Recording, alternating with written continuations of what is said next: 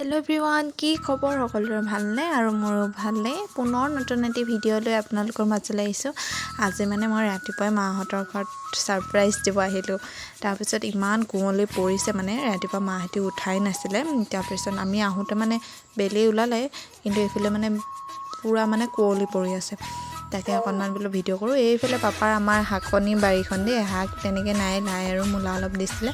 আৰু এইফালে বগা ফুল ফুলি আছে, ইমান মৰম লাগিছে ফুলখিনি। দেখিছেনে, কুঁৱলী ইমানেই পৰিছে।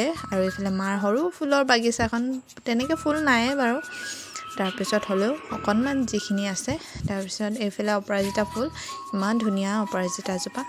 আৰু সেয়া মায়ে এই নাৰিকল গছজোপাৰ তলতে ফুলখিনি থৈ দিছে। এই নাৰিকল গছজোপা মই শান্তি বিয়া হোৱা যিমান বছৰ হ'ল সিমান বছৰ হ'ল, আৰু এইবাৰ দুটামান লাগিছে বুলি কৈছে। তাৰপিছত সেইফালে আকৌ অপৰাজিতা এইটো মানে ইমান ধুনীয়া নহয়, মানে ধুনীয়াকৈ বগাই গৈছে। তাৰপিছত এয়া আজিলৈ চাহটো খাই লওঁ, তাৰপিছত কি হ'ব নেক্সট ভিডিঅ' আপোনালোকে সকলোৱে দেখা যাম। বাই।